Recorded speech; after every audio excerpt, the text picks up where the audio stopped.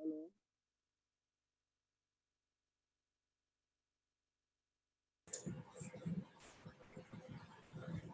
Good evening friends, मेरा नाम जनक है और आज के सेशन में हम आप सबका स्वागत करता हूं। आज हमारे साथ डॉक्टर सुप्रिया पाटिल है। शेखर भाई, मी तुम्हाला प्लीज जरा सुप्रिया पाटिल, डॉक्टर सुप्रिया पाटिल से जरा वेलकम करा। शेखर भाऊ।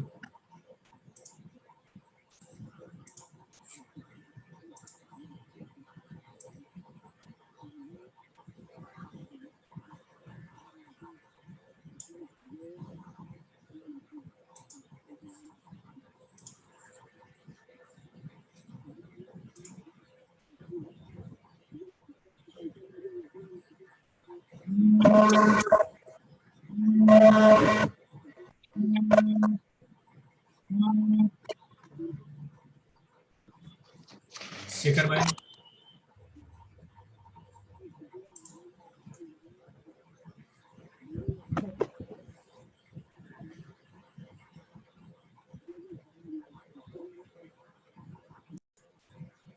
बोला।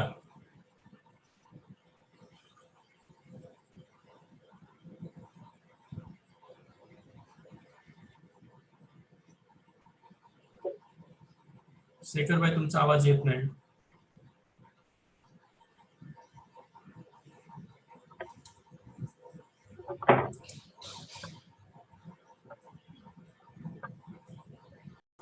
आता येतोय ना आवाज? यस। आज के जूम मीटिंग में सब अष्टमित का स्वागत है।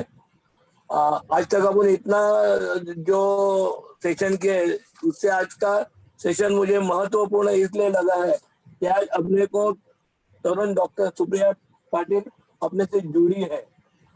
डॉक्टर सुप्रिया गोरेगांव के जम्मू सेंटर में के यहाँ जुड़ी होकर भी इनका बिजली शेड्यूल में आज उन्होंने अपने को टाइम दिया, इसके लिए मैं उसका मनपूर्वक स्वागत करता हूँ। और मैं गणेश जी से विनंती करता हूँ कि सुप्रिया जी के बारे में दो शब्द अपने जो अष्टमेट भाई है उनका पहचान करके दीजिए प्लीज। थैंक यू शेखर भाई, थैंक यू वेरी मच। आप सभी का इस जूम सेशन में स्वागत है। मैं पहले हमारे साथ डॉक्टर सुप्रिया पाटिल जुड़े हुए हैं, मैं उनका वेलकम करता हूं ऑस्टोमी एसोसिएशन ऑफ इंडिया की तरफ से। मैं उनके बारे में थोड़ी सी ब्रीफ आप सभी को देना चाहूँगा। डॉक्टर सुप्रिया पाटिल फिजियोथेरेपिस्ट है। उन्होंने अपना मास्टर्स कार्डियोपल्मोनोलॉजी साइंस में किया हुआ है। She is also part time yoga trainer, advance diploma in foundation of yoga from Mumbai university. Dr. Supriya Patil was associated with Asian Heart Institute of Research Center. Currently, she is at NASCO COVID Center as ICU physiotherapist. तो आज हमें उनका साथ मिला है और उनके पास से हमें बहुत सारी जानकारी मिल सकती है। तो हम आज का सेशन शुरू करते हैं। प्लीज सुप्रिया जी, आप आपका सेशन की शुरुआत कीजिए। सुप्रिया जी। ओके, पहली बार तो मुझे ये सेमिनार में आपने मुझे बुलाया और मेरा मतलब स्वागत किया। I am so happy. आपको बताने जा रही वो एकदम सिंपल वे है to lead a very healthy lifestyle. जो हम बोल रहे हैं कि क्या क्या करना चाहिए हमें एक पॉइंट से लेके जब आप ये दौरान जाते हो तो उसमें बिगिनर में कैसे आपको स्टेप बाय स्टेप हर एक चीज को कैसे डील करना है, उसके साथ साथ क्या आपको करना है, ये सारी चीज मैं आपको इन शॉर्ट बताऊंगी। मुझे लगता है मैंने एक स्लाइड और सिंपल प्रेजेंटेशन रखा है, तो ज्यादा करके एक्टिव रहेगा। मैं आपको बहुत सारे एक्सरसाइजेस बताने वाली हूँ, क्योंकि मैंने देखा है कि बहुत सारे जो पार्टिसिपेंट्स है वो थोड़ा एज ग्रुप ऑफ 45 टू 60 के इसमें है, तो उनके एज के हिसाब से हम क्या क्या कर सकते हैं, ये सारे एक्सरसाइजेस भी मैंने रखे हैं। तो हम ज्वाइन हो जाते हैं सब लोग एक साथ। और वंस अगेन थैंक यू मेरी बात सुनने के लिए। एंड अभी देखते हैं, let's start with the presentation.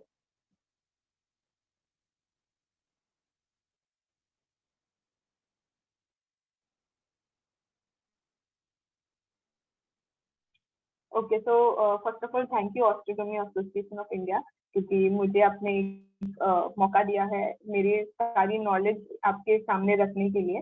तो आज का जो सेक्शन है, मैंने पर्सनली इसको ऐसे स्टेप्स टू हेल्दियर लाइफस्टाइल क्यों रखा है, क्योंकि एक बार जब किसी को वो जो कैंसर के फेज थ्रू जाते हैं, तो उसके बाद उनको लगता है मोस्टली कि ये बहुत ज्यादा डिफिकल्ट है, अभी आगे क्या होगा हमें कुछ पता नहीं रहता है। तो first thing it all depends कि हम एक हेल्दी लाइफस्टाइल लीड कर सकते हैं कि नहीं, ये सबसे बड़ा क्वेश्चन मार्क रहता है, मतलब एंड तक लेके।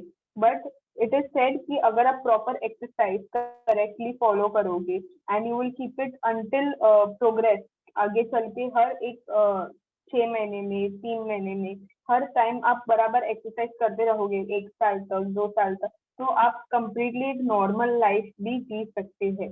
तो उसको आपको कैसे स्टेप बाय स्टेप करना है वो मैं आपको बताऊंगी। और ये छोटा सा एक गाइड है जहाँ से आप फॉलो कर सकते हो छोटे छोटे चीजें जो आपके ध्यान में रखने हैं आपको, कि आप आगे चल के कैसे एक्सरसाइज करोगे। अभी ज्यादा करके यहाँ पे लोग बिगिनर है, तो उसके वजह से मैंने उस हिसाब से ही ये प्रेजेंटेशन बनाया है।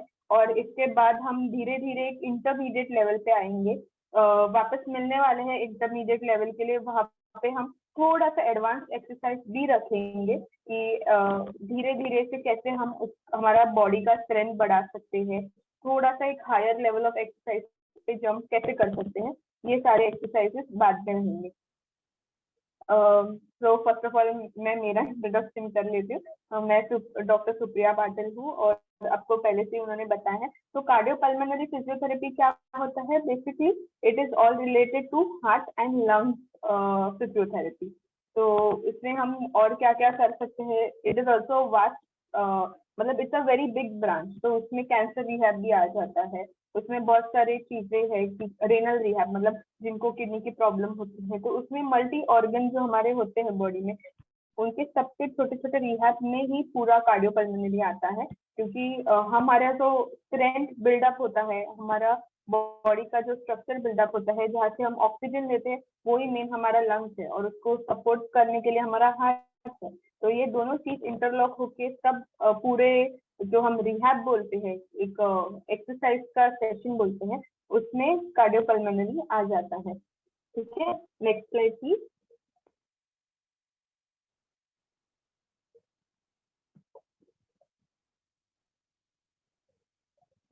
ओके,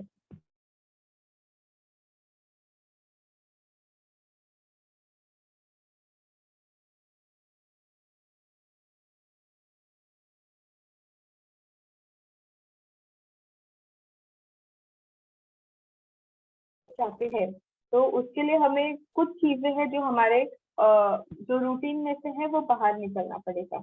अभी रूटीन में से इन चीजों को बाहर निकालने के लिए कौन सी ये चीजें हैं जिनके वजह से हमें और ज्यादा रिस्क फैक्टर बढ़ सकता है, हम वापस प्रोन हो सकते हैं वही चीज के लिए जो हम उसमें से निकल गए हैं।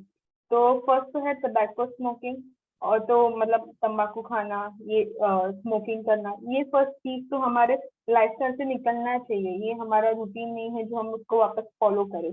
उसके बाद body weight, maintaining a healthy body weight, हमेशा आपका जो वजन है आपके हाइट और आपके वेट के हिसाब से बराबर होना चाहिए, ताकि आप एक्सेस वेट की वजह से भी बहुत सारी चीजें हम प्रोन हो जाते हैं ओबेसिटी की वजह से। तो उसके लिए प्रॉपर हेल्दी लाइफस्टाइल डाइट, जो हमारा न्यूट्रिशन होता है, हम क्या खाते हैं, प्रोटीन इनटेक कैसा होता है हमारे बॉडी में, फाइबर इनटेक, कार्बोहाइड्रेट इनटेक, तो ये सब कैसे होता है, ये एक डाइट, हेल्दी डाइट उसके हिसाब से आएगा। तो आपको बहुत सारी चीजें आपके लाइफस्टाइल से हटाना है और अच्छे चीजों को अडेप्ट करना है, ये है। फिर अल्कोहल, कंप्लीटली नो अल्कोहल।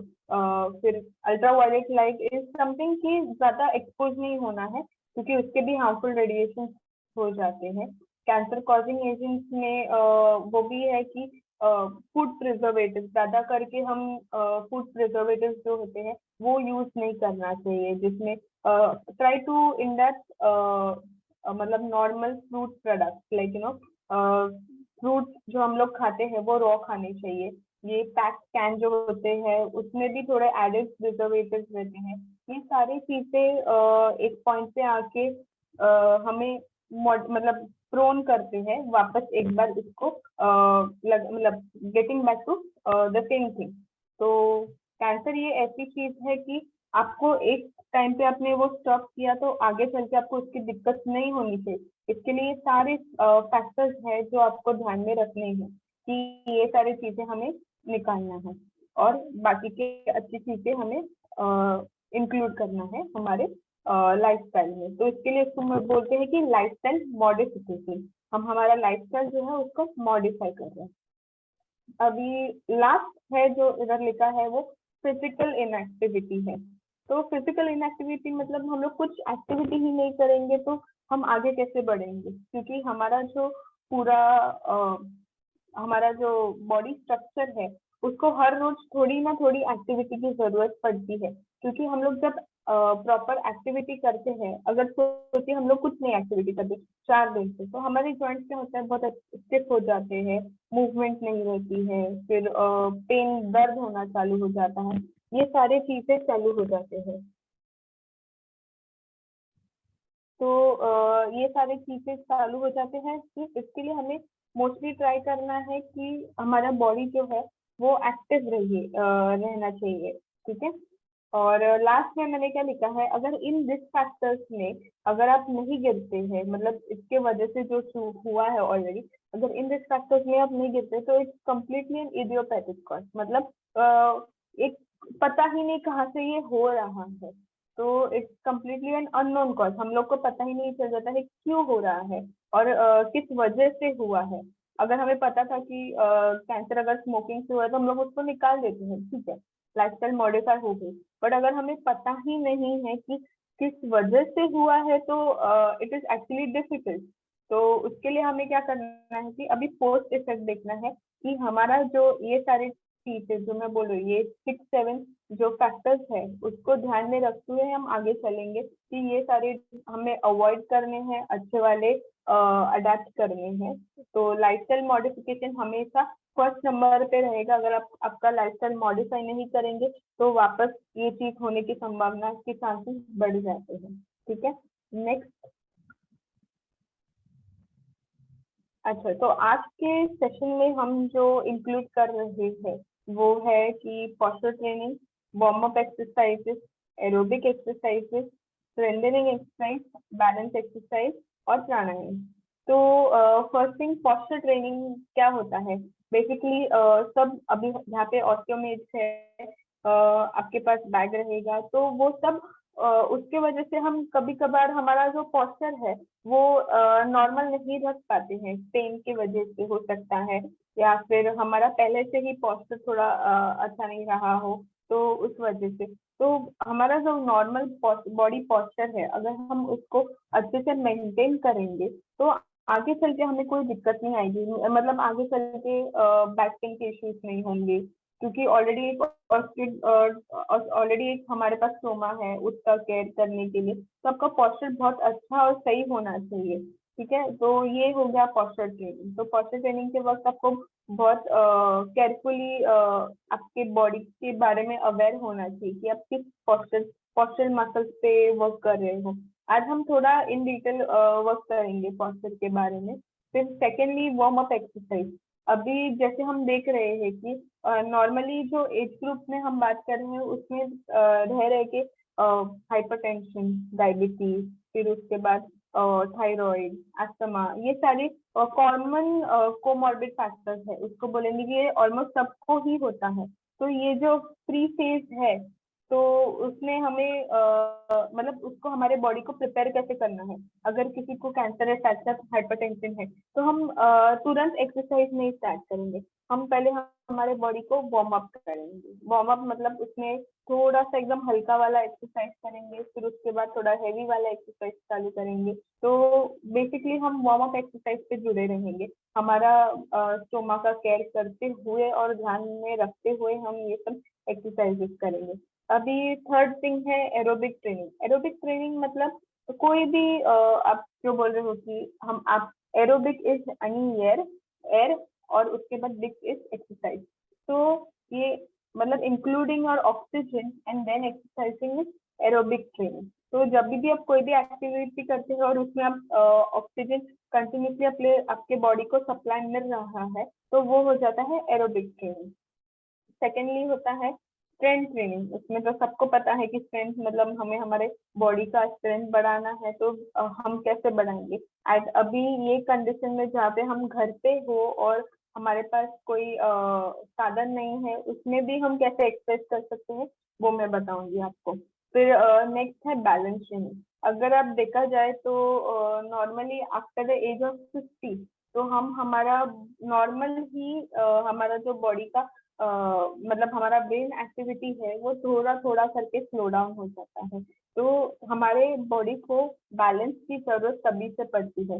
ऐसा नहीं होता है कि आफ्टर द एज ऑफ 65 हम हमारा बैलेंस खोने लग जाते, but it's right from the age of 50 हम हमारा बैलेंस जो हमारा हमारे ब्रेन से कोऑर्डिनेट होके हमारे मसल्स तक जाता है, वो रिफ्लेक्सेस जो होते हैं वो थोड़े बहुत स्लो डाउन होने लग जाते हैं। तो बैलेंस ट्रेनिंग सबसे जरूरी है आफ्टर द एज ऑफ 50 कि आप आपके बॉडी के रिफ्लेक्सेस को बहुत अच्छे से रखिए और आपका बैलेंस बनाए रखिए। इसके वजह से ओवरऑल आपका जो बॉडी स्ट्रक्चर है वो बहुत अच्छा बना रहेगा। एंड लास्ट इज प्राणायाम। अभी मैंने प्राणायाम इसके लिए ऐड किया है ताकि हम ज्यादा से ज्यादा मेडिटेशन और पैनिक सिचुएशंस को डील करना सीखे। क्योंकि क्या हो रहा है कि अभी के सिनेरियो में जो आप देख रहे हो यहाँ पे बहुत सारे लोग पैनिक ही होते आ रहे हैं। कोई भी ऐसे मतलब कोविड है, अभी कोविड के बाद क्या है, तो ये एक चीज है प्राणायाम, एक मीडियम है जहाँ पे हम हमारे खुद को कूल डाउन कर सकते हैं, हम हमारे शरीर को एकदम रिलैक्स रख सकते हैं। एटलीस्ट थोड़ा बहुत प्राणायाम तो भी करेंगे तो भी हमें बहुत ज्यादा रिलैक्सेशन मिल सकता है। तो प्राणायाम एक मेडिटेशन के हिसाब से हम देखेंगे। मैंने थोड़े से मेडिटेशन के चीजें भी ऐड किए हैं। लेट्स अभी आगे चल के देखते हैं क्या क्या आपके लिए रखा है मैंने। Next slide. ओके, तो पोस्चर ट्रेनिंग में अभी आप देख रहे हो जो मैंने फोटो रखा है, वो फोटो में एक ग्रीन कलर के पर्सन है, वो पूरी तरह से सीधे है। अभी नॉर्मली अगर हम देखते हैं तो ये पूरा अलाइनमेंट ठीक से रखना हमारे शरीर में इतना पॉसिबल नहीं हो पाता है, बट अप्रोक्सीमेटली हम उस हिसाब से तो रह ही सकते हैं। और बाकी के जो 3 टाइप्स है उसमें हमारा जो बॉडी पोस्चर है वो कम्प्लीटली आउट ऑफ ये गया है। तो अगर हम अच्छे से बॉडी पोस्चर रख रहे हैं तो वो कैसे होना चाहिए, it will be properly stable. तो हर एक चीज एक लाइन में होनी चाहिए। अगर हम स्टैंडिंग में पोस्चर रख रहे हैं तो कैसे होना चाहिए, और सिटिंग में है तो हमारा पोस्चर कैसे होना चाहिए, ये मैं आपको अभी बताऊंगी।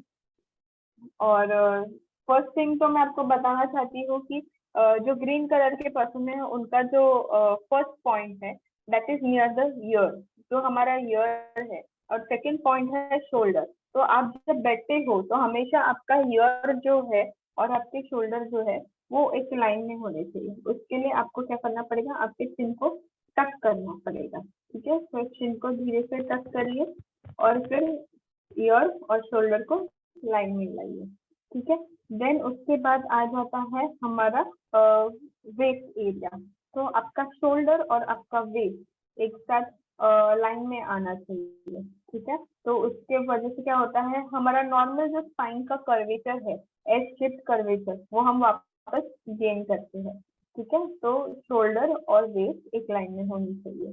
फिर उसके बाद वो सेम लाइन फॉलो हो जाता है हमारे नीज की तरफ, फिर सेम लाइन नीज की तरफ, और उसके नीचे वो डायरेक्टली हमारे हील्स की तरफ।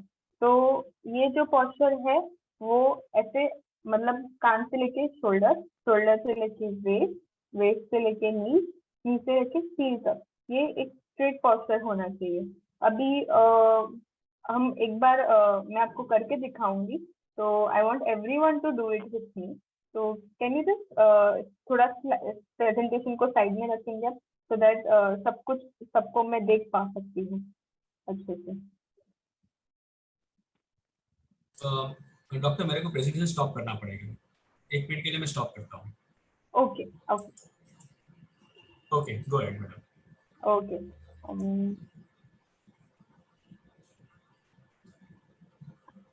क्या पार्टिसिपेंट्स को मैं स्क्रीन पे देख सकती हूँ? हाँ, सब ऑलमोस्ट और पार्टिसिपेंट्स तो है। Okay okay. अगर आप बैठे हो तो अच्छे से मांडी डाल के बैठिए। फर्स्ट जहाँ पे भी आप बैठे हो वहाँ पे आप अच्छे से मांडी डाल के बैठिए। और हो सकता है तो वॉल को टच करके बैठिए, ठीक है? ओके, फर्स्ट थिंग आपको क्या देखना है कि आप मेरे फर्स्ट आप मुझे देखिए, फिर उसके बाद आप खुद अडेप्ट करिए। हम लोग मैं आपको सीक्वेंस में बताते जाऊंगी कि बैठते वक्त हमारा पोस्चर कैसा होना चाहिए। तो फर्स्ट थिंग है नेक स्ट्रेट, जो भी लेवल पे है आप नेक को एकदम स्ट्रेट देखिए, आपका आई लेवल जो है स्ट्रेट रखिए, ठीक है? उसके बाद आपके चिन को टक इन करिए, चिन को पीछे लेके जाइए, ये चिन को पीछे देखते चाहिए। फिर उसके बाद आपके जो ईयर है उसको आपके शोल्डर में लाइन में लाइए, ठीक है? और फिर आपका जो बटक है वो वॉल को टच होना चाहिए, या फिर कोई भी सोफा रहेगा वहां पे होना चाहिए। तो सोफा को पहले बटक तक टच हो जाएंगे, फिर आपका मिड बैक एरिया टच हो जाएगा और फिर आपका हेड एरिया टच हो जाएगा। Yes, very nice. इनको टक इन कीजिए। Very good everybody.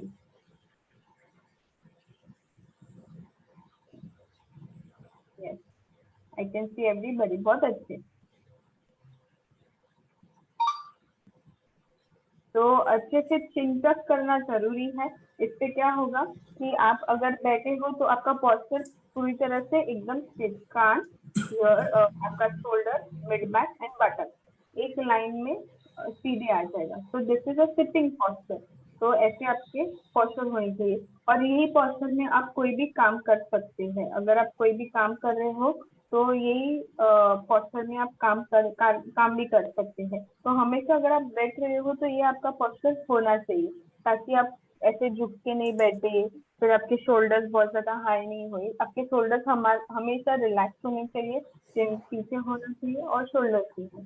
तो ये हो गया हमारा सिटिंग पोस्चर। अभी हम करेंगे standing posture. Standing posture basically क्या है, अभी मैं आपको पहले डेमोन्स्ट्रेट करके दिखाऊंगी। 1 सेकेंड।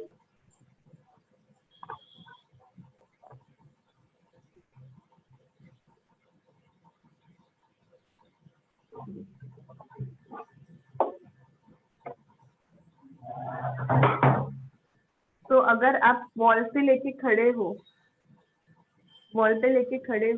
तो आप जब खड़े होते हो तो फर्स्ट आपका ईयर, तो the back of the head touches the wall. फिर आपके शोल्डर थोड़े आगे रहेंगे बट आपका पूरा बैक टच होगा पीछे। फिर उसके बाद आपका waist area touch the wall.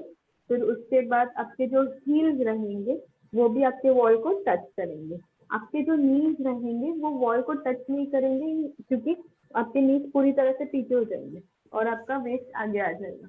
तो हमेशा your head, shoulder, mid back, waist and heels ये पूरी तरह से एक लाइन में टच होके रख सकते हैं। आपको नॉर्मल ब्रीदिंग करना है और हर रोज 1 मिनट तक करना है इसको। तो this is how your perfect posture is. क्या सब लोग कर सकते हैं मेरे साथ? Just to see if you gotten any idea. Wall को टच होके एक बार दिखा सकते हैं। मोबाइल को एक साइड पे रखिए।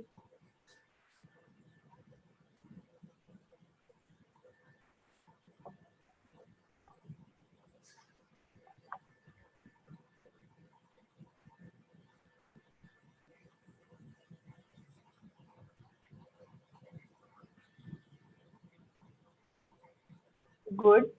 तो first head, mid back, arms loose रहनी चाहिए। फिर हो गया वेस्ट और फिर हो गया आपके हील। Nice, very good. सामने देखिए सब लोग। तो 30 सेकेंड तक आपको ये पोजीशन होल्ड करना है। Very good.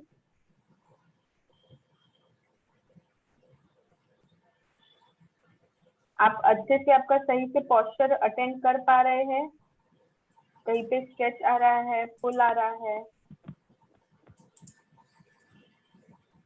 Good, very good,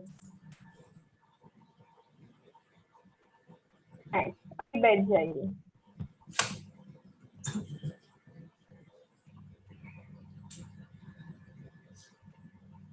तो ये हो गया पोस्चर के बारे में। तो पोस्चर सबसे इम्पोर्टेंट क्यों हो जाता है कि कभी कभी हमें ध्यान में भी नहीं आता है कि हम कैसे खड़े हैं, और हमारे पोस्चर की वजह से हमारे बैक इश्यूज चालू हो जाते हैं। बैक पेन दर्द करता है, घुटने दर्द कर जाते हैं, नी दर्द करने लगता है, और फिर हमारा शोल्डर जॉइंट, हमारा नेक एरिया, हमारा पूरा स्पाइन दर्द करने लग जाता है। बट अगर आपका पोस्चर सही रहेगा तो आपको कोई दर्द भी आगे चल के नहीं होगा। तो हमेशा आपका पोस्चर अच्छे से बनाए रखिए, ये सबसे जरूरी है। ठीक है, अभी हम चलते हैं नेक्स्ट स्लाइड पे, पोस्चर के बाद warm up exercise.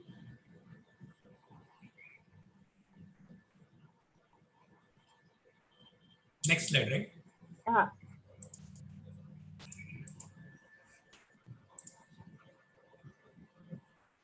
Yes. Okay. तो वार्म अप एक्सरसाइज में बेसिकली क्या है, सिंपल मूवमेंट्स है। जॉइंट, हर एक जॉइंट के सिंपल मूवमेंट्स है। Basically start with your neck, 6 degree से। तो एकदम सिंपल मूवमेंट। इसमें वार्म अप को वार्म अप क्यों कहा जाता है, आप आपके बॉडी को वार्म कर रहे हैं। आपका जो, अगर आप एक जगह पे बैठे हैं, नींद में से उठे हैं, तो हमारा जो खून जो होता है वो बहुत ज्यादा गाढ़ा रहता है। वार्म अप से क्या कर रहे हैं हम, हमारे बॉडी में हीट जनरेट कर रहे हैं। हीट जनरेट करने से क्या होता है, हमारा खून जो होता है वो थोड़ा सा पतला हो जाता है। ठीक है, इससे क्या होता है कि जो खून पतला हो रहा है वो बॉडी में नॉर्मली सब एरियाज में अच्छे से फैल रहा है। ठीक है, तो ये होता है वार्म अप। ओके, तो बेसिकली वार्म अप की वजह से ये सारी चीजें होती हैं। और वार्म अप हमेशा एवरीडे करना चाहिए, क्योंकि अगर आप कोई भी जॉइंट को 1 या 2 दिन हिलाएंगे नहीं तो वापस आपको पेन देगा। तो हमेशा सिंपल वार्म अप, थोड़ा थोड़ा एक्सरसाइज, सिर्फ 5 से 10 रेपिटेशन करने के लिए ये तो होना ही चाहिए।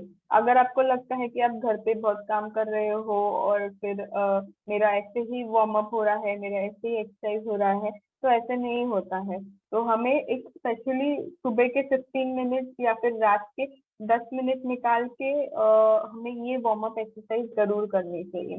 ठीक है, बेसिकली ये प्रिपरेटरी एक्सरसाइज है। अगर हम वॉकिंग जा रहे हैं या फिर हमें कोई भी एक्टिविटी करनी है जो हम लंबे समय के लिए सस्टेन करने वाले हैं, तो हमारे जॉइंट्स को एक मतलब 10 बार एटलीस्ट एक फ्री मूवमेंट मिलनी चाहिए। जब भी आप कोई भी मूवमेंट करते हो आपके जॉइंट्स में, तो वो क्या होता है, हमारे जॉइंट्स में जो शॉक एब्जॉर्बर होता है, मतलब एक पतला सा डिस्क होता है, तो वो डिस्क की वजह से वो स्क्वीज एंड रिलीज होने की वजह से हमारे जॉइंट में लुब्रिकेशन बढ़ता है। अगर लुब्रिकेशन बढ़ेगा तो हमारे जॉइंट और ज्यादा स्मूथ हो जाएंगे। तो स्टिफनेस जो होता है वो एक पॉइंट के बाद हटने लग जाता है। तो every day doing small movement, warm up exercise बहुत ही जरूरी होता है। अगर वार्म अप एक्सरसाइज में हम थक भी सकते हैं, क्योंकि हम कभी नॉर्मली ऐसे वार्म अप तो नहीं करते हैं। तो वार्म अप में थकना नॉर्मल है, थोड़ा सा हल्का सा थकना नॉर्मल है। उसके बाद हम कोई भी लंबी एक्टिविटी कर सकते हैं। Next is, warm up exercise की वजह से हमारा जो पल्स रेट है वो बढ़ जाता है। अगर आपको समझिए 1 किलोमीटर चलना है, अब एक्सरसाइज के हिसाब से देखिए आपको 1 किलोमीटर चलना है, तो अगर आप चलोगे तो आप तुरंत अगर चलोगे तो आपका जो हार्ट रेट है नॉर्मल में लेके वो डायरेक्ट अप हो जाएगा। तो उसमें क्या हो रहा है, आपके हार्ट को भी जस मिलता है। मतलब अगर नॉर्मली हमारा हार्ट रेट 72 होता है, अगर आप उठ के फटाफट भागने लग जाओ या फिर चलने लग जाओ तो आपका हार्ट रेट डायरेक्ट 89 90 तक जा सकता है। अगर आप वार्म अप करोगे तो आपका हार्ट रेट क्या होता है, 70 से लेके पहले 75, 78, 80, 82, फिर 84, धीरे धीरे करके हमारा जो पल्स रेट है, हार्ट रेट है, वो धीरे धीरे स्टेप वाइज बढ़ जाता है। और उसके बाद आप वॉकिंग करोगे तो आपका हार्ट रेट जो है वो स्मूथली बढ़ते रहेगा और एक पॉइंट पे आके वो नॉर्मल रहेगा। ठीक है, तो रेस्टिंग में भी जब हम कूल डाउन होते हैं, कूल डाउन एक्सरसाइज में भी आपको ध्यान रखना पड़ता है।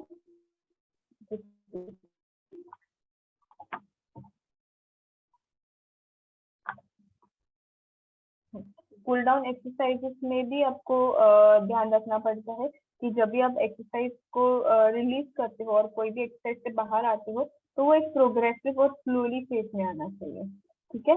और अभी हम वापस एक्सरसाइज करने वाले हैं थोड़ा सा, तो let's start with our warm up exercises. I am so sorry Saurabh, you will have to sit the slide. Thank you. तो बैठे बैठे ओनली फर्स्ट हम लोग स्टार्ट कर लेंगे। तो let's start with the upper body, ठीक है। तो नेक में हम बेसिकली क्या करेंगे, right and left, right and left, अच्छे से 5 काउंट, सबके 5 काउंट होने चाहिए, राइट एंड लेफ्ट। अगर आपको लगता है कि आपका गर्दन फुल मूव नहीं हो रहा है तो एंड में थोड़ा सा हल्का सा स्ट्रेच कीजिए, फटाफट नहीं करना है, उससे आपको चक्कर भी आ सकता है। तो ये चीज आपको ध्यान में रखना है कि हल्के से राइट और हल्के से लेफ्ट ऐसे 5 बार करना है, ठीक है। अभी उसके बाद ऊपर और नीचे, पूरी तरह से ऊपर नहीं देखना और पूरी तरह से नीचे भी नहीं देखना, हल्के से ऊपर, हल्के से नीचे, हल्के से ऊपर, हल्के से नीचे।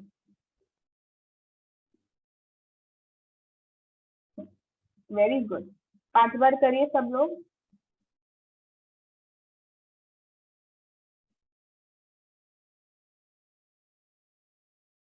Okay okay. अभी नेक्स्ट है कि आपको साइड टिल्ट करना है, आपके हेड को साइड टिल्ट। हाँ, इसमें क्या होता है, आपका शोल्डर ऊपर नहीं आना चाहिए, shoulder relax, only side tilt. आपका जो कान है वो आपके कंधों को लगाना है, यस। अच्छा सा स्ट्रेच आ रहा है साइड पे, गुड। 5 टाइम। तो फर्स्ट हो गया राइट और लेफ्ट, फिर हो गया नेक अप एंड डाउन, फिर हो गया साइड टिल्ट, ये हो गया नेक एक्सरसाइज। फिर अभी नेक्स्ट उसमें आएगा शोल्डर, तो शोल्डर को up and down, just up and down, shoulder up and down, up and down, good. वापस up and down, up and down. अभी बैठे बैठे शोल्डर बैक, पीछे घुमाओ, गुड। शोल्डर को अच्छे से पीछे घुमाओ, अभी आगे घुमाइए, वेरी गुड। शोल्डर को आगे घुमाइए, ओके। अभी हम शोल्डर्स आगे लेंगे, पीछे लेंगे, आगे लेंगे, पीछे लेंगे, आगे लेंगे, पीछे लेंगे, आगे लेंगे, पीछे लेंगे, वेरी गुड।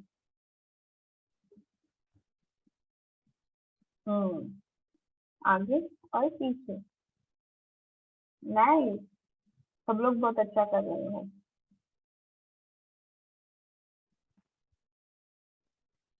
ओके, तो फर्स्ट हो गया हमारा नेक, तो हो गया हमारा शोल्डर, ठीक है। अभी हमारे हैंड्स के पास आ जाएंगे हम, ठीक है। तो थोड़ा मैं कैमरा दूर रख रही हूँ, आप सिर्फ मुझे देखिएगा। तो first fingers open and close, fingers open and close, अच्छे से स्क्वीज करो, अच्छे से ओपन, स्क्वीज एंड ओपन। फिर उसके बाद एकदम अच्छे से, गुड। अभी next stretch release, stretch release, stretch release, stretch release. फिर दूसरा side stretch release, stretch release. इससे क्या होता है, हमारे जॉइंट्स जो होते हैं वो अच्छे से लूज हो जाते हैं, पूरा घूमना चाहिए। अगर नहीं घूम रहा है मतलब आपके जो जॉइंट्स है वो स्टिफ हो गए हैं, ठीक है, वेरी गुड। अभी सब लोग बॉक्सिंग करके दिखाइए मुझे, boxing, very good, very good, बढ़िया। अच्छे से बॉक्सिंग करिएगा, थोड़ा सा हैंड लूज हो जाएंगे, कर लीजिए कर लीजिए। गुड। अभी सामने बॉक्सिंग कर लिया, अभी दोनों हाथ ऊपर लीजिए, ऊपर बॉक्सिंग कर, स्काई से। Very good.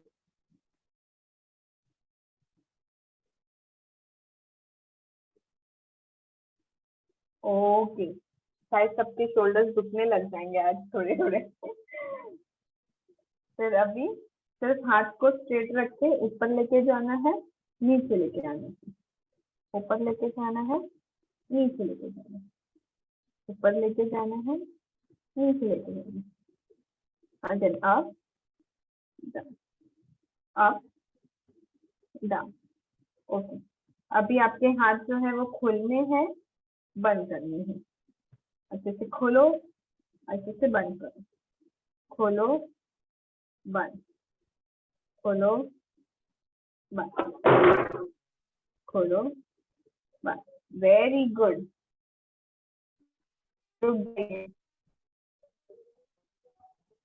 और गुड। सब लोग मेरे साथ है, थम्स अप दिखाइए। Very good, very good. ठीक है, अभी नेक्स्ट हमारा जो आता है मिड बैक। अभी मैं आपको इन डिटेल ये सारे एक्सरसाइजेस क्यों बता रही हूँ। हर एक जॉइंट के एक मोशन होती है, मूवमेंट होती है। अगर आप उस मूवमेंट को कंटिन्यूसली रखेंगे तो आपको कोई मतलब योगा या फिर कंटिन्यूसली कोई हैवी एक्सरसाइज करने की जरूरत नहीं है। ये नॉर्मल एक्सरसाइज ही आपके लिए बहुत काफी हो जाती है। ठीक है, अभी थोड़ा सा आगे आ जाइए। अभी क्या करेंगे हम, रखेंगे पीछे। सब लोग करिए मेरे साथ, शोल्डर्स बिहाइंड।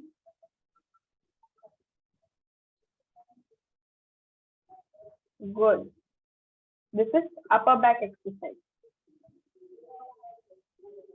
ओके, अभी सिर्फ रोटेट, सीधा बैठ के टर्न टू योर राइट, फिर straight, again turn to your left,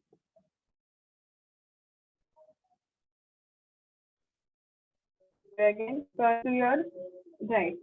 3 times करेंगे। सीधा बैठ के टर्न टू योर राइट, फिर turn to your left,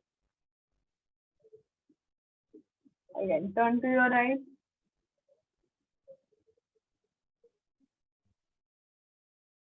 turn to your left. तो इसमें आइसोलेटेड मूवमेंट जो है वो सिर्फ हमारी अपर बैक है, यहाँ तक। हमारा जो लोअर बॉडी है वो हमारे चेयर पे फिक्स है। ठीक है, अपर बॉडी, लोअर बॉडी, हाँ, अपर बॉडी को ही मूव करना है। गुड, हो गया। अभी हमारा अपर बॉडी एक्सरसाइज हो गया है, थोड़ा हमारा लोअर बॉडी एक्सरसाइज कर लेते हैं। ठीक है, खड़े होना पड़ेगा सबको।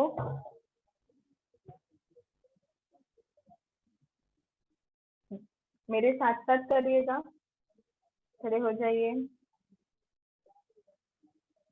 हैंड्स ऑन द वेस्ट, पूरा बॉडी टर्न करना है, वेस्ट को लेके पूरा टर्न करना है।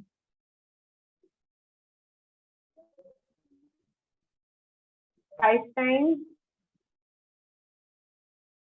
Very good.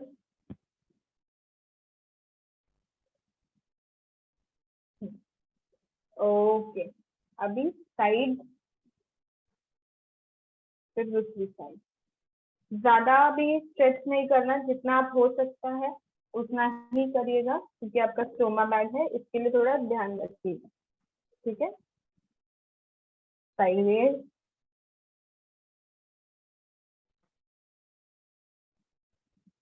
Okay. Now dancing hip, rotate forward, सबके dancing hip. Good, very good. अच्छे से, जब आप आगे स्ट्रेच करते हो तो अच्छे से आगे स्ट्रेच होना चाहिए। जब आप पीछे से अभी एंटी क्लॉकवाइज जाएंगे तो अच्छे से उसको मूव होना चाहिए। गुड, ठीक है, ये डांसिंग हिप्स है। Very good. ओके, ठीक है। अभी हमारा वेस्ट हो गया। पहले हमने सिर का किया, शोल्डर का किया, हैंड्स किया, एल्बो, सब कुछ कर लिया। अपर बैक हो गया, लोअर बैक हो गया। अभी आते हैं हमारे थाइस के पास। ठीक है, थाइस में हम क्या करेंगे, फर्स्ट हम लोग मार्चिंग करेंगे। ठीक है, सब लोग एटलीस्ट 30 काउंट्स मार्चिंग करिए, खुद से गिन के मार्चिंग करिए। गुड।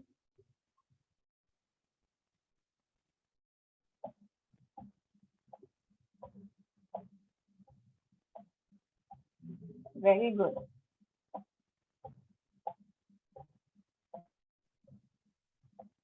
थर्टी काउंट होने के बाद रुक सकते हैं।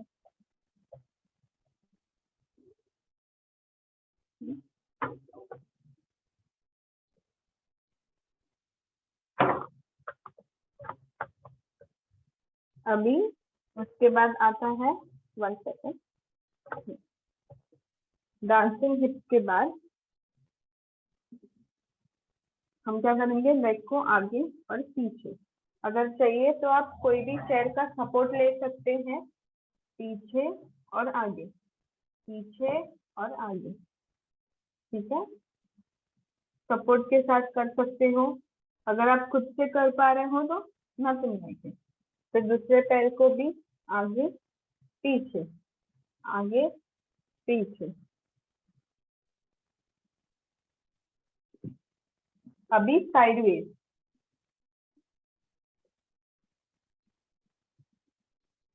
साइडवेज करना है। तो दूसरे साइड को लेके साइडवेज। Very good.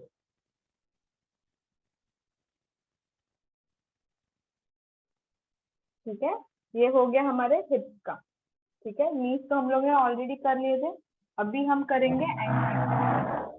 तो एंकल के लिए हम क्या करेंगे, पैर को ऊपर उठा के घुमाएंगे। गुड, उल्टा घुमाइए।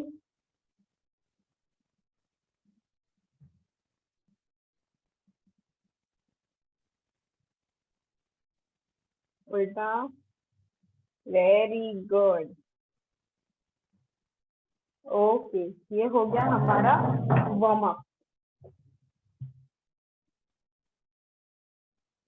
क्या अभी सब लोग बैठ जाइए और मुझे बताइए, सौरभ जी क्या आपसे थोड़ी देर के लिए अनम्यूट कर सकते हैं सबको? मुझे सुनना है कि कैसे उनको महसूस हो रहा है, थोड़ा थकान लग रहा है? मैं सबको अनम्यूट कर देता हूँ।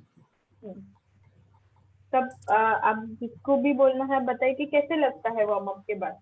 ऐसा थोड़ा सा हाफ रहे हो या फिर कैसे लग रहा है? नहीं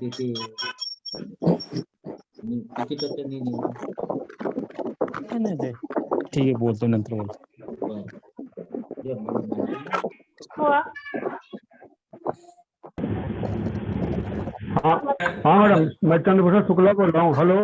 हाँ बोलिए बोलिए। शरीर एकदम हल्का सा लगता है, हल्का सा। Hello madam. हाँ बराबर है, बोलिए बोलिए। हल्कापन लगता है, ऐसा हल्का सा लगता है। हेलो। हाँ सुना आपका फील, आप हल्का सा बॉडी फील कर रहा है। गुड। चलो।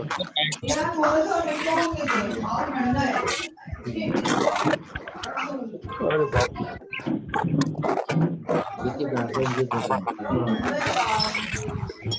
सब के सब हो गए।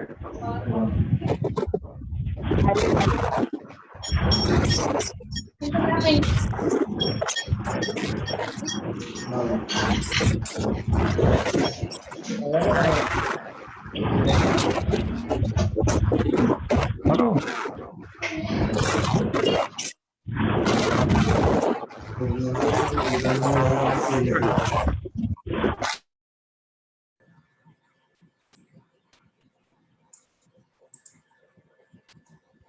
हाँ, तो मैं बोल रही थी किसको किसको हल्का लग रहा है? अपना हाथ ऊपर कीजिए प्लीज। गुड। कहीं पे अभी इतने टाइम से हम बैठे थे, बात कर रहे थे, शरीर में दर्द था, तो गया, थोड़ा सा भाग गया आपका दर्द? Very good. किसके जॉइंट्स थोड़े से पेन हो रहे हैं? मेरे हो रहे हैं सही। Yes yes. इसका मतलब हम लोग थोड़े से एक्सरसाइज नहीं कर रहे हैं हर रोज, पर हमारे जॉइंट्स थोड़े से वीक है। ठीक है। Right right right. फिर अभी ये सब जो एक्सरसाइज है, किसकी हार्ट बीट ऐसे थोड़ी बढ़ने जैसी लग गई, मतलब थोड़ा सा ऐसे लग रहा है कि अभी मैं थोड़ा हाफ रही हूँ, मेरी धड़कन बढ़ गई, किसको ऐसा लग रहा है? किसी को लग रहा है कि धड़कन बहुत बढ़ गई? मैडम ऐसा तो कोई दिख नहीं रहा है। Okay, very good, it's a good sign.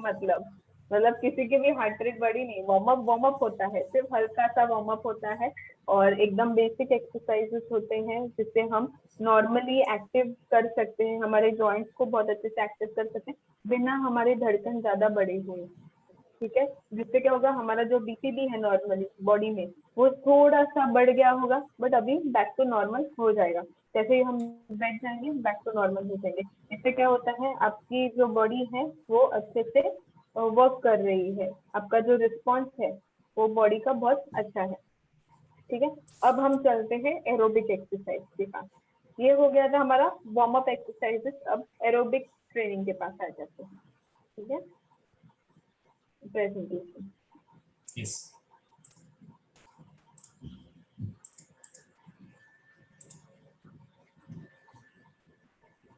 तो जैसे कि मैंने कहा कि एरोबिक एक्सरसाइज मतलब जो भी एक्सरसाइज जिसमें हम ऑक्सीजन का यूज रखते हैं कंटिन्यूसली, जिसमें हमें कंटिन्यूस ऑक्सीजन का ब्लास्ट मिलता है। ऑक्सीजन से हम लोग ऑक्सीजन मतलब मशीन वाला ऑक्सीजन नहीं, हवा में से जो ऑक्सीजन हम इस्तेमाल कर रहे हैं और वो हमारे शरीर में कंटिन्यूसली जा रहा है, ये हमारी एरोबिक एक्सरसाइज होती है।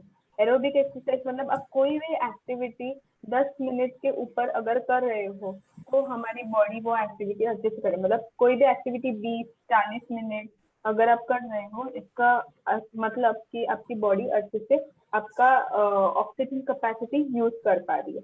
अभी के फिलहाल जो सिचुएशन में हम हैं उसमें हमारे लिए ऑक्सीजन टेकअप सबसे जरूरी है। कोविड में हमारा ऑक्सीजन ही लो हो जाता है, तो हमें हमारी जो बॉडी की ऑक्सीजन कैपेसिटी है वो बढ़ानी है। तो वो कैसे बढ़ सकता है? ये एरोबिक एक्सरसाइज करने से बढ़ सकता है। अभी एरोबिक एक्सरसाइज होता क्या है? वॉकिंग। अगर आप वॉकिंग करो, ऐसा नहीं कि आप सिर्फ 10 मिनट वॉकिंग करो, आप कुछ 20 मिनट के लिए करते हो, कुछ लोग 30 मिनट के लिए करते हैं। तो आप एक कोई भी एक्टिविटी लंबे समय के लिए कर रहे हो तो वो हो गया आपकी एरोबिक एक्टिविटी। जब भी आप चलते हो आप कंटिन्यूसली आप ऑक्सीजन अंदर और कार्बन डाइऑक्साइड बाहर, इसका ट्रांसपोर्ट होते रहता है। तो ये एक्टिविटी जो है वो आप कंटिन्यूसली कर रहे हैं, इसकी वजह से इसको एरोबिक एक्टिविटी बोलते हैं। ठीक है। तो वॉकिंग आप कैसे कर सकते हो? अभी जो मैंने नीचे एक चार्ट बनाया है, अगर आपने कभी वॉकिंग ऐसे प्रॉपरली ट्राई नहीं किया है, अगर आप सिर्फ हफ्ते में 2-3 बार कर रहे हो और हर रोज नहीं करते, तो ये एक अच्छा सा चार्ट है मैंने बनाया है कि अगले महीने तक आप अच्छे से वॉकिंग आपका रूटीन बना सकते हो। आपका जो वॉकिंग रूटीन है, नॉर्मल वॉकिंग रूटीन है या फिर नॉर्मल साइकिलिंग रूटीन है, ये सबको चलेगा। ठीक है। तो ये जो है वो आप कंटिन्यूसली कर सकते हो और ये हर वीक में हम थोड़ा थोड़ा करके बढ़ाएंगे। तो वॉकिंग एक चीज हो गया। तो वॉकिंग एक चीज तो है वॉकिंग, उसके बाद है साइकिलिंग। ठीक है। कोई भी स्पोर्ट एक्टिविटी भी इसमें इंक्लूड हो सकती है। स्पॉट जॉगिंग मैं कहूंगी, जॉगिंग अगर आप जा रहे हो, फिलहाल तो हम कोई भी एक्टिविटी बाहर नहीं कर रहे हैं, हम सिर्फ घर में कर रहे हैं। तो स्पॉट जॉगिंग होती है। फिर उसमें स्टेयरकेस क्लाइंबिंग, सीढ़ियाँ तो है, कोई भी सीढ़ियों पे आजकल नहीं चलता है, तो सीढ़ियाँ हम लोग चढ़ सकते हैं। कंटिन्यूस 10 मिनट के लिए करोगे तो सीढ़ियाँ भी एक एरोबिक एक्सरसाइज हो जाती है। स्किपिंग, स्किपिंग एक अच्छी एक्सरसाइज होती है जिसमें हमारा हार्ट रेट भी बढ़ जाता है और हमारा बॉडी का कंटिन्यूस ऑक्सीजन यूज वगैरह होता है। ठीक है। फिर वो हो गया। उसके बाद आता है सूर्य नमस्कार। सूर्य नमस्कार में अभी हम लोग जो सूर्य नमस्कार करते हैं वो एकदम टिपिकल योगा टाइप होता है। बट आपके लिए I will bring back a special surya namaskar जहाँ पे हम मॉडिफाइड सूर्य नमस्कार करेंगे, जिसमें हम आपके स्टोमा बैक का केयर करते हुए अच्छे से सूर्य नमस्कार कर सकते हैं। तो अगली टाइम हम लोग मिलेंगे तब हम सूर्य नमस्कार जरूर करेंगे, ठीक है। तो जिससे क्या होगा, आपकी एरोबिक एक्टिविटी भी बढ़ेगी और आप अच्छे से सूर्य नमस्कार भी कर सकते हैं, ठीक है। तो कोई भी एक्टिविटी, अभी इतने सारे मैंने एक्टिविटी आपको दिए हैं, आप कोई भी एक्टिविटी चूज कर सकते हैं और एक मंथ के लिए आप इसको ट्राई कर लीजिएगा कि कौन सी एक्टिविटी आपको करना है, ठीक है। वॉकिंग हो सकता है, साइकिलिंग तो फिलहाल मना है बाहर जाने के लिए, तो साइकिलिंग नहीं हो सकता है। अगर आपका कोई बिल्डिंग में अगर आप साइकिलिंग करते हो तो that is one thing. Sports, कोई भी स्पोर्ट भी अभी अवॉइडेड है। जॉगिंग बाहर नहीं जा सकते, बट घर में एक जगह पे होके आप जॉगिंग कर सकते हो, स्टेयरकेस क्लाइंबिंग आप कर सकते हो, आप स्किपिंग कर सकते हो। तो ये सारे थोड़े ऑप्शंस है जो आप कर सकते हैं एरोबिक एक्टिविटी के लिए। फिर उसके बाद है आपका जो मॉनिटर है पल्स रेट। अभी हमारे पास ऑक्सीजन रहता है, एक पल्स ऑक्सीमीटर रहता है जिसमें हमारा ऑक्सीजन भी आता है और हमारा पल्स रेट भी आ जाता है। तो उसमें हमें देखना है कि हमारा ऑक्सीजन लेवल कितना होता है वॉकिंग करने से पहले या फिर कोई भी एक्टिविटी करने से पहले और करने के बाद, ठीक है। तो ये जो नीचे मैंने आपको week wise schedule wise time दिया है, तो हर रोज हम 1 वीक में क्या कर सकते हैं। फर्स्ट वीक जो होता है उसमें 15 to 20 मिनट का कोई भी एक्टिविटी करेंगे, सुबह में, दोपहर में, शाम में। तो इससे क्या होता है, पूरे दिन में जो होता है हम 45 मिनट एक्टिविटी कर रहे हैं, ठीक है। वो 45 मिनट में जो हम एक्टिविटी कर रहे हैं उसमें क्या होता है कि आपका हार्ट जो है वो अच्छे से पंप कर रहा है, आपका हार्ट जो है पूरे बॉडी को अच्छे से खून सप्लाई कर रहा है। वो 15-20 मिनट में आपका हार्ट बहुत अच्छे से वर्क कर रहा है। अगर आपके बॉडी की स्ट्रेंथ बढ़ानी हो, आपकी एंड्योरेंस, आपका स्टैमिना बढ़ाना हो, तो ये एक्सरसाइज आप कर सकते हो, ठीक है। फिर उसके बाद सेकंड जो है वो 20 to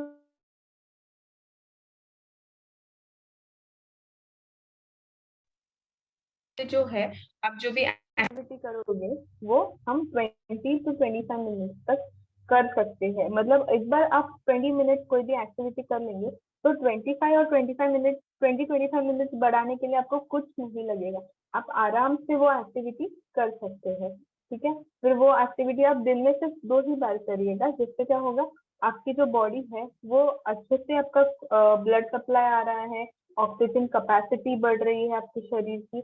तो उससे क्या होगा, आप सिर्फ 2 बार भी कर लेंगे तो भी इनफ है। इससे अप्रोक्सीमेटली 40 to 45 मिनट आप दिन, मतलब पूरे हफ्ते में आप हर एक दिन आप वर्कआउट कर रहे हैं। ये सिर्फ घर में रह के आप करना है, इससे क्या होगा, आपकी जो कैपेसिटी है वो अच्छे से बढ़ेगी। फिर उसके अगले हफ्ते हम क्या करेंगे, थोड़ा सा और बढ़ाएंगे, 25 to 35 मिनट। पहले हम 5-5 मिनट से बढ़ा रहे थे, अब हम 10 मिनट से बढ़ा रहे हैं, ठीक है। और ये एक्टिविटी सिर्फ एक बार दिन में करना है। इससे क्या होगा कि आपका जो नॉर्मली डे जो है, अगर आप वॉकिंग चाहते हो तो मॉर्निंग में कर लीजिए, फिर उसके बाद रेस्ट कर लीजिए, या फिर रात में भी कर सकते हैं। बट ज्यादा भारी पेट हो तभी ना करें, मतलब खाने के तुरंत बाद, या फिर कोई भी एक्टिविटी,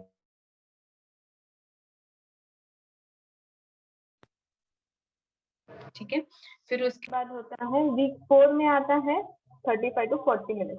जो हम पहली वीक में सोच रहे थे कि हमारा जो टारगेट था कि हम 45 मिनट पूरे दिन में अचीव करेंगे, तो ये टाइम हम क्या कर रहे हैं कि हमारा जो एक्टिविटी है वो एक ही बार कर रहे हैं, पर 45 मिनट के लिए कर रहे हैं, ठीक है। तो आपने क्या किया है, ये पूरे दौरान, ये 4 हफ्तों में आपकी जो शरीर की कैपेसिटी जो है वो बढ़ाई है, और इसकी वजह से आप आपके बॉडी को बहुत ज्यादा एक्टिव रखोगे, आपकी बॉडी बहुत ज्यादा फिट लगेगी, आगे चल के आपके पास बहुत ज्यादा स्टैमिना रहेगा, आपके पास बहुत ज्यादा स्ट्रेंथ रहेगा कोई भी एक्टिविटी करने के लिए, और आप पहले से तो ज्यादा एनर्जेटिक हो जाएंगे, ठीक है।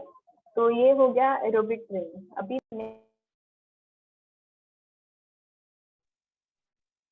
Next slide.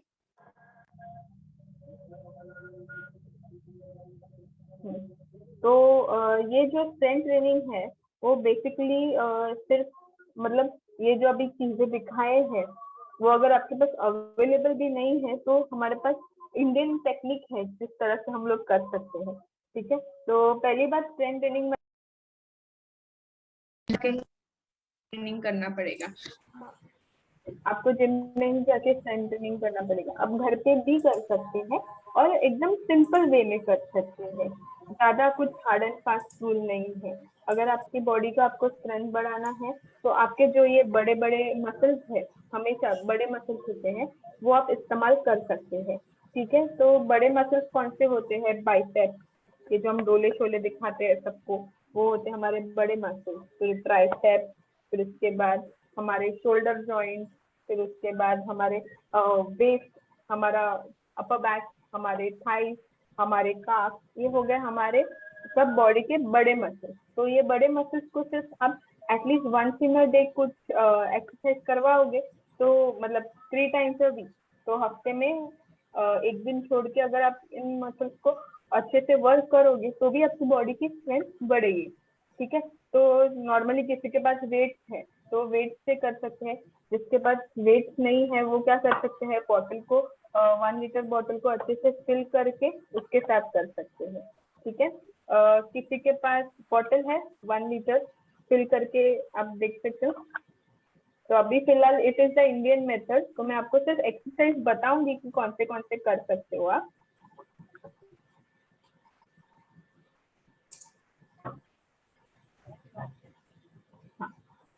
तो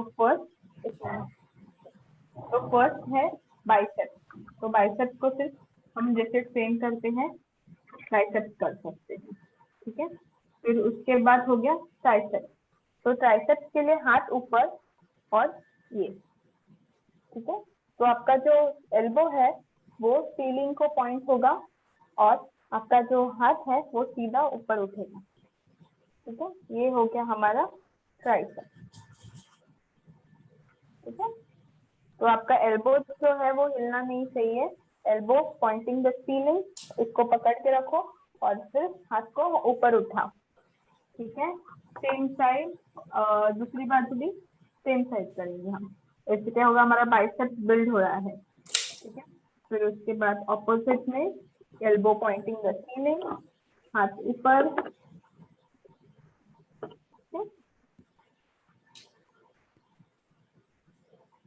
फिर उसके बाद अभी ऐसे ही रख के हम हाथ को ऊपर कर सकते हैं कंप्लीटली। इससे क्या होता है, हमारा ये जो कंधे हैं वो अच्छे से बिल्ड हो जाएंगे। तो हर एक जो हम लोग स्ट्रेंथ ट्रेनिंग कर रहे हैं, अगर आप 5 से 7 बार भी करेंगे तो भी आपके लिए इनफ है। ठीक है, फिर दूसरे साइड, ठीक है, ये कर सकते हैं। फिर अभी बॉटल इधर रखनी है तो बॉटल को अगर मैं इस साइड रख रही हूँ तो बॉटल को बाहर लेके अंदर, इससे क्या होगा, आपका जो चेस्ट मसल है वो अच्छे से वर्क करेगा। ठीक है, ये हमारा जो चेस्ट मसल है वो वर्क करेगा। ठीक है, ये हो गया अपर बॉडी के लिए। ठीक है, अभी लोअर बॉडी को क्या कर सकते हो आप, सिर्फ आपके जो अगर बॉटल अवेलेबल है और कुछ नहीं अवेलेबल है तो बॉटल को टाई कर सकते हो कोई भी दुपट्टा या फिर बैंड के साथ, और फिर बैठे बैठे आप सिर्फ घुटन को स्ट्रेट करना है। मैं आपको दूर से ही बता रही हूँ।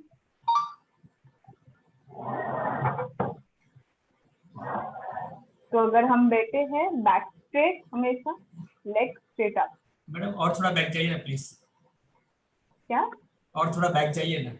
हाँ हाँ, okay, perfect, yes yes, perfect perfect, yes yes. Back, हमारा जो नीज है इसको हम स्ट्रेट करेंगे ऐसे। ठीक है, और जब आप स्ट्रेट करेंगे तो आपके एंकल को आपके पास भी खींचना है। ठीक है, एंकल को अच्छे से पास में खींचना है ताकि खिंचाव भी होगा और एक्सरसाइज भी हो रही है। ठीक है, तो ये हो गया। फिर उसके बाद आएंगे नी अप। ठीक है, सिर्फ नी अप, ज्यादा कंप्रेशन स्टमक के यहाँ पे नहीं देना है, एकदम स्लाइड जितना आप कर सकते हो उतना नी अप करेंगे तो भी इनफ है, ज्यादा कंप्रेशन नहीं देना है। हमेशा आपके पोस्चर पे भी वर्क करना है। ठीक है, फिर उसके बाद क्या कर सकते हैं, आपका जो ये बॉटल है वो इधर बांध सकते हो और फिर आपका पैर बाहर, ठीक है, स्लोली, ठीक है। ओनली 5 रेपिटेशन विथ 1 kg, ठीक है, 1 लीटर बॉटल। फिर दूसरे साइड 1 लीटर बॉटल के साथ आप एक्सरसाइज कर सकते हो। फिर देन टच द वॉल, ठीक है। फिर आप क्या करोगे, बेंड योर नी, ठीक है, वॉल को टच करके नी को बेंड करना है। सोचिएगा कि मैंने बॉटल को नी से बांध लिया है और फिर मैं उनको वर्क कर रही हूँ, ठीक है। तो ऐसे करना है। ये हो गया हमारा स्ट्रेंथ ट्रेनिंग, ठीक है। और ये स्ट्रेंथ ट्रेनिंग ज्यादा भी नहीं करना है, क्योंकि कभी कभी क्या होता है